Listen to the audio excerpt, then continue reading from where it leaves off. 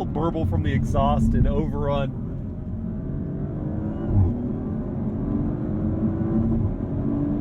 Wow. Hey crew, I've got the key to that 23 Audi RS5 Competition. We are going to take it for a drive, but first, let's check out how it looks on the inside and outside. The Competition model is a more handling-specific version of the RS5. The exterior changes are pretty subtle, but I'll point them out. The 4 Audi rings are blacked out. The Audi RS5 badge is blacked out. The whole grille is in gloss black. Competition models get this carbon fiber front splitter and carbon fiber for this channel here to the functional side vents. The projector LED headlights are matched with LED DRLs and turn signals. This paint job is called Ascari Blue Metallic, and that metallic flake pops off a gorgeous hue. I love this color. I mean, you guys know, I like my blues. At the side, the Competition gets these special 20-inch polished alloy wheels that say 4.4 pounds each and are wrapped in upgraded Pirelli P0 Corsa tires, 275 section front and rear. Competition models also get carbon ceramic brakes up front and steel brakes in the rear.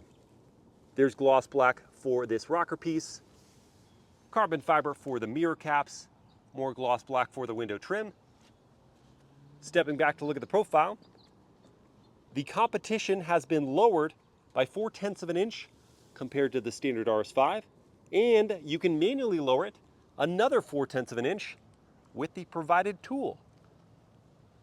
At the back are LED taillights and turn signals. There's a gloss black lip spoiler, more blacked out badging, and the diffuser of the Competition gets a carbon fiber accent. There's still those 2 large oval exhaust outlets. Now, one interesting thing to note, there are no Competition specific badges on this vehicle, so you do have to know what you're looking for. But I think the changes are awesome. Those wheels, the lowered ride height, the carbon fiber, it makes it seem more special to me. But let me know in the comments, did Audi do enough to make the RS5 Competition cooler? Let's check out the interior. Opening up and looking inside at this black interior with leather seat borders, some gloss black on the side, RS stitched on the seat backs, quilted Alcantara inserts. The front seats are heated and they get a massage function. RS5 tread plates are here in aluminum. You get RS floor mats, aluminum accented foot pedals, and a large power sunroof. To get into the second row, pull on this leather strap. That won't automatically send the seat forward, but you just hit this button once, and then you've got a pretty wide access point to that second row. And then nestling down, holding this button to bring the seat back to my seating position at 6 feet tall. I do have knee room behind the injection molded seat back. There's a knitted map pocket. Foot pockets are okay, but thigh support still suffers. Headroom is probably worse. So my head is pressed against the roof. I can't make it back to that headrest. It's gonna get a thumbs down from me. There are air vents and a third zone of climate in the middle, plus a DC outlet. No USB ports though. Some storage where a middle seat would be, so it's a true 4-seater. Armrest comes down with leather padding and storage inside for I'm not sure what, plus 2 individual cup holders. So bigger adults in the second row, not really gonna be comfortable, but if you do wanna squeeze in your coworkers to just make it around the corner for lunch, you can do that. Looking at the doors, there's injection molding up top and down low with Alcantara inserts, matte carbon fiber trim, padded leather for your armrest. You get a Bang & Olufsen 3D sound system, 2-position memory for the driver's seat, power adjusting and power folding door mirrors, 2 one-touch windows. Pull this tab, and the trunk lid will pop all the way up, giving you access to 11 cubic feet of space. And if you need more room, pull on these 3 tabs. Yes, 3, look at this one. Yeah, so the seats will fold down 40, 20, 40. To close the trunk lid, there are 2 built-in handles. Don't mind the rattle, that's my license plate cover. Climbing into the driver's seat now. Good solid thud to close that door. The Competition model gets a suede wrap steering wheel and gear shift lever with red contrast stitching on the inside and RS logo on the bottom. You get these nice aluminum paddles, not big, but they feel good. A reconfigurable digital gauge cluster. There's a head-up display. Injection molding up on the dashboard. Matte carbon fiber trim all across the dash. You get a Quattro badge over there. And then this kind of tacked-on looking 10-inch touchscreen infotainment system that does have haptic feedback, so you know your message has been received. It's also got wireless Apple CarPlay and Android Auto. Beneath the screen is a dual-zone auto climate setup, USB-A port and DC outlet, some ambient lighting around your cup holders, and bordering those is gloss black, which will smudge and scratch and collect dust and just not wear very well. At least it's bordered on one side by Alcantara and on the other side by matte carbon fiber. There's a physical volume knob / tuner, and under your leather armrest / console, we've got a wireless smartphone charging pad, USB-C port, and the tiniest little bit of storage. Visibility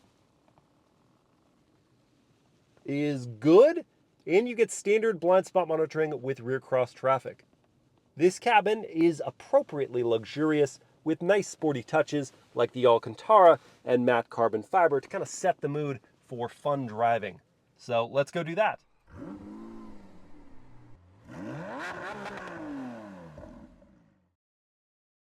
All right, let's fire it up.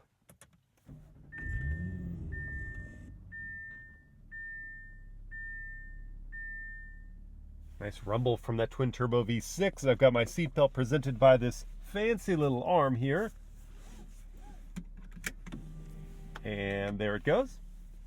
After hitting continue on the screen, I can select my drive mode here, choosing from comfort, auto, or dynamic.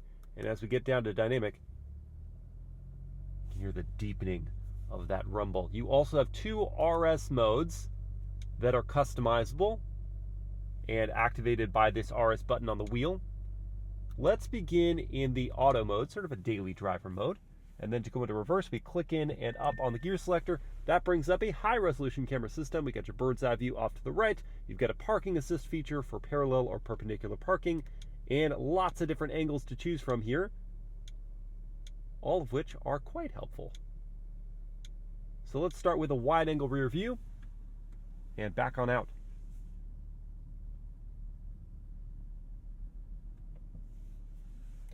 Down into drive, and we'll kick things off with a turning radius test. Cranking the wheel, and it's not a great turning radius. 4 driven wheels aren't helping there. The turn signal sound,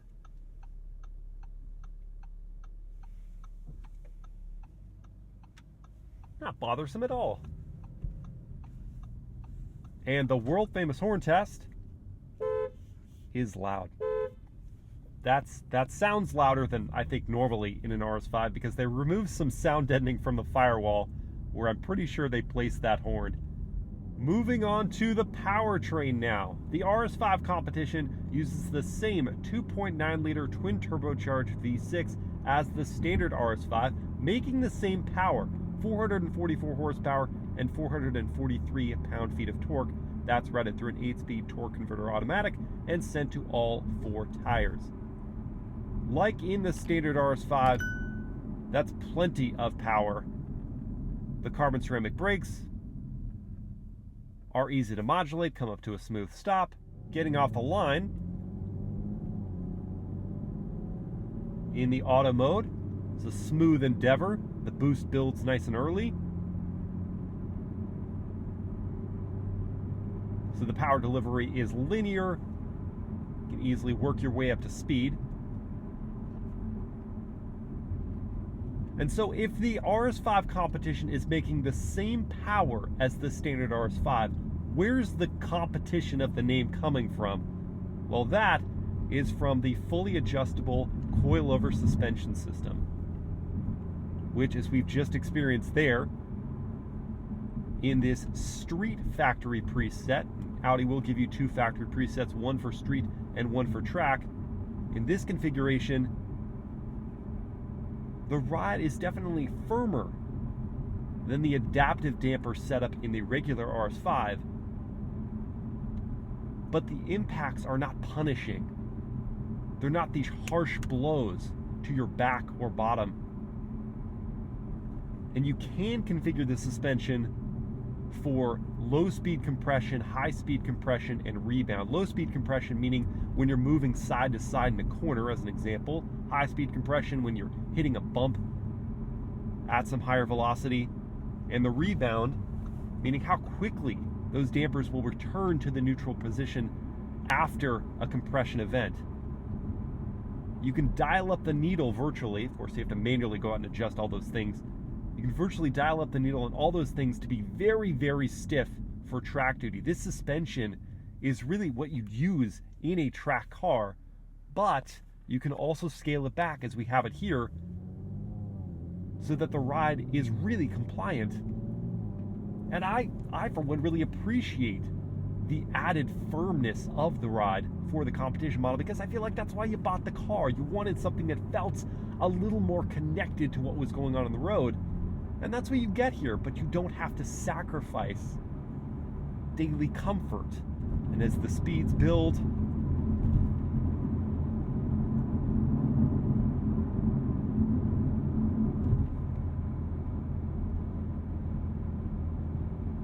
the MPH level goes up a little bit in terms of mostly tire noise is what I'm hearing. Wind noise is kept pretty low. That exhaust note, as we're in the 8th speed at low RPM, is barely audible in the background. The 8-speed transmission seamlessly works through those gears. I don't find the RS5 Competition to be any more of a chore to daily drive, which it already wasn't, than the standard RS5. But we have to see if it's more of a pleasure to drive, if that extra $16,000 that you're spending on the competition grade is felt when the road gets good. Okay, now we've made it out to that better road, so it's time for the RS mode. Love a good rhyme like that. Hitting that button brings in all of your customized settings. I have everything to be in the most aggressive calibration. We've got the tach now front and center. We're in the sport transmission setting, which Audi has messed with on this competition grade to provide quicker shifts. And we also hear more from that twin-turbo V6, not only because the baffles and the exhaust have opened up, but also because Audi has removed some sound deadening material in the competition.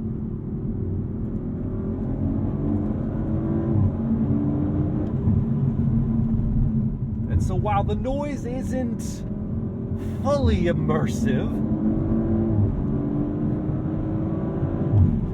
it is much more exciting. As is the handling. So the competition spec, this package, isn't just that suspension system, which is working just fine in these curves. It's also the active anti-roll bars that this competition model gets, and importantly, the thicker rear sway bar to cut some lean from this body.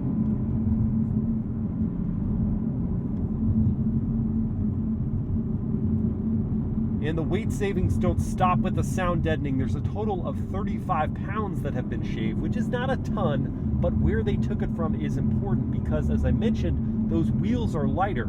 And so we save a good chunk of that 35 pounds from the unsprung mass of the corners, and that makes this car feel more agile. It is quicker and more willing to turn into a corner, combined with the fact that my actual effort to turn this wheel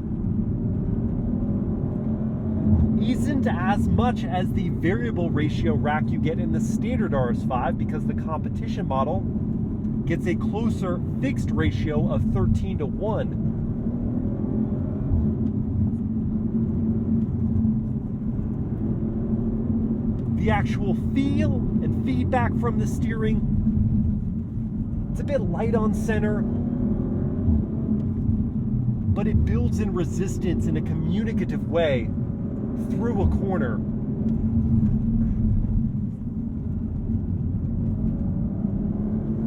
And then powers out so nicely from a curve.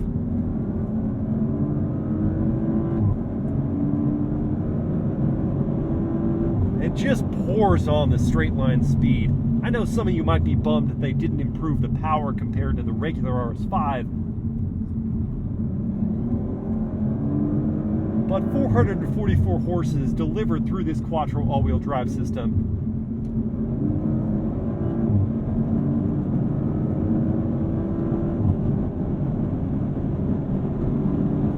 is a ton.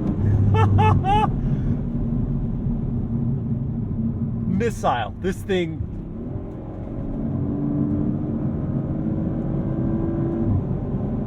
sails.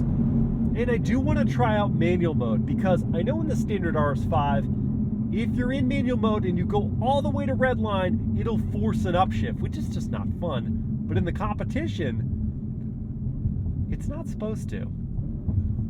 So just for experimentation purposes, let's run it out and hear that rev limiter. That's what I want.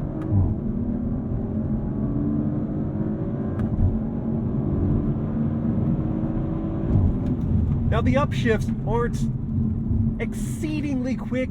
I do find myself having to pull the paddle, which has a nice action to it and good feel, earlier than I would like.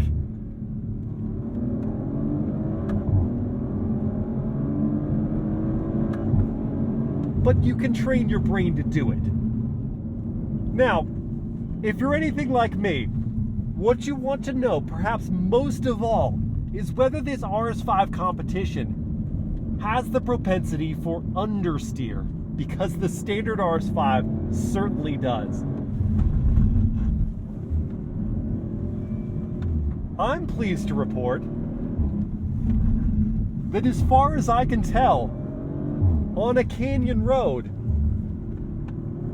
the answer is no, even though this is a front-biased all-wheel drive system that can send only 50% of available torque to the rear wheels and then torque vector that side to side. Because of the changes they've made to the rear differential in the RS5 Competition, it can overdrive the outside tire. So you have that same oversteer sensation as a rear drive car.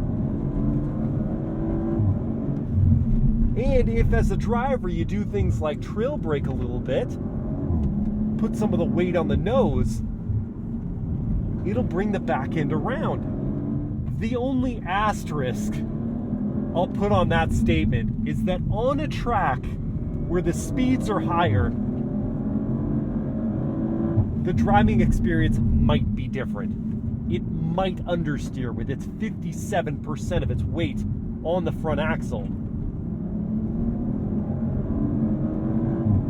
But I do think that careful manipulation of the car will reward the driver with a neutral handling product in the vast majority of circumstances. Further good news is that in its competition model, Audi has increased the allowable slip angle in dynamic in this RS mode, such that you shouldn't really need to put the stability control system into either sport or turn it off entirely for you to have a good time. I've not felt intervention at all from the electronic nannies as I've been really working this car through some of these corners. When you get to the track, that's when you turn those systems off and you appreciate the freedom they allow you. But here on the road, with the changes, you just don't need to.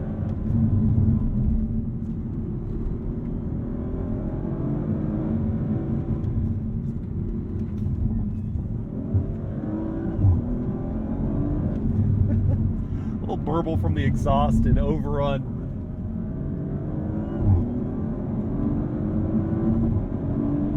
Wow.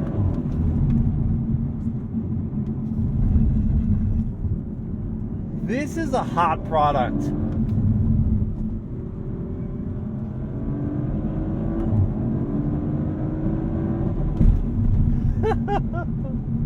Now, Of course, I'm promptly going to ignore my own advice. I'm going to hit the traction button to put us into sport traction to enable the best possible launch for our real-world 0 to 60 test. Got my race box set up here to record.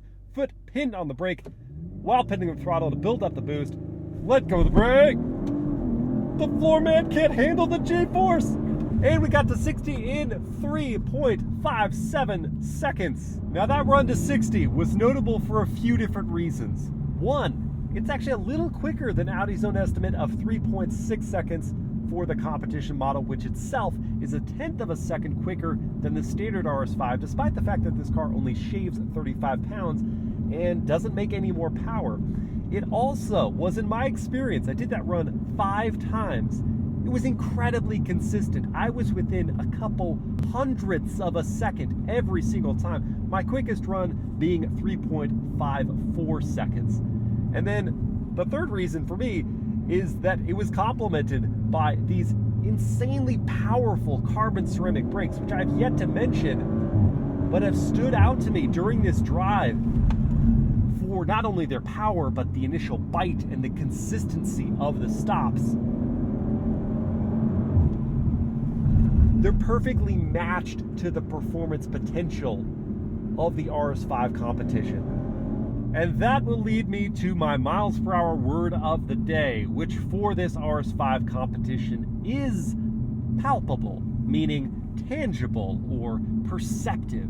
And I'm thinking about that word as a contrast to the standard RS5, which is a vehicle that is very capable, but is basically detached from you as the driver. Very little of it communicates, and yet the RS5 Competition, with the changes they've made, the steering, the suspension, the rear differential, it combines to give you a sense of feedback and feel from the car, brings you into its interaction with the road surface.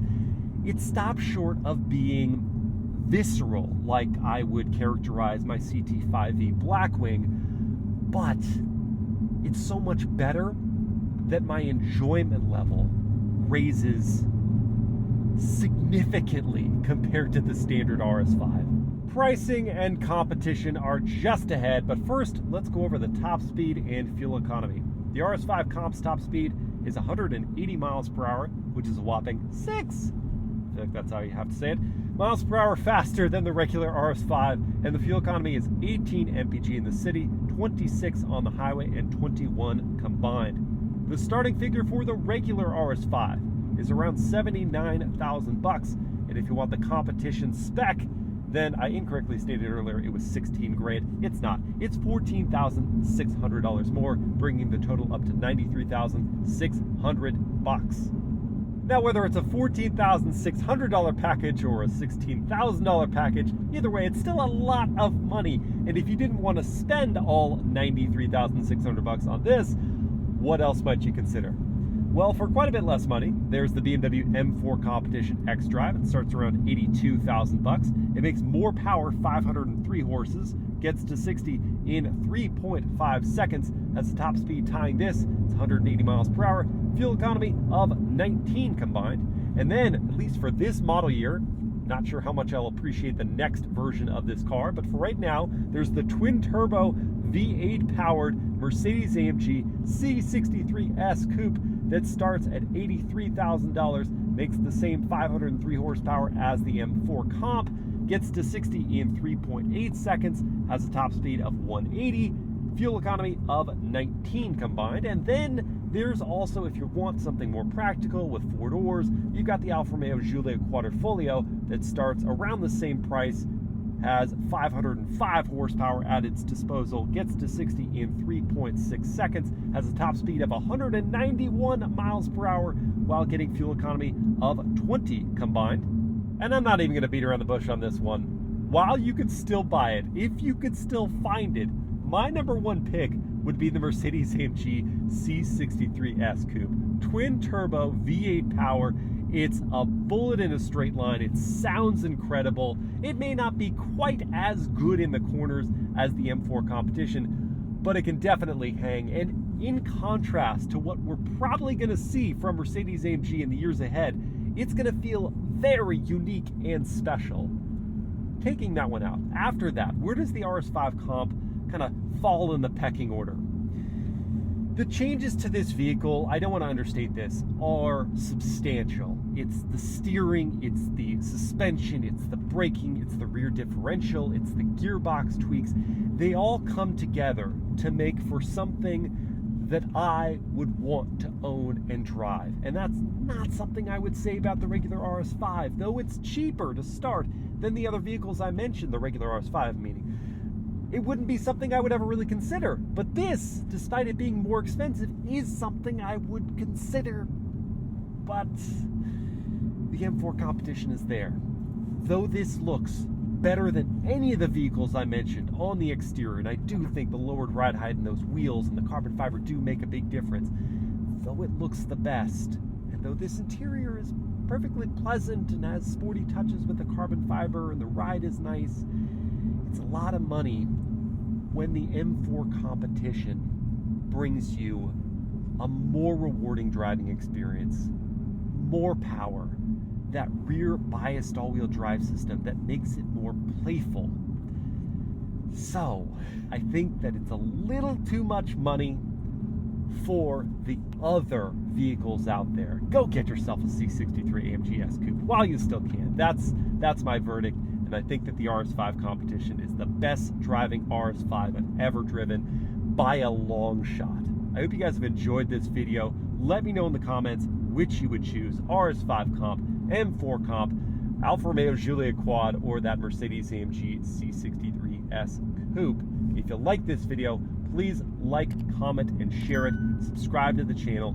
Hit that bell to get notified. And I'll see you next time.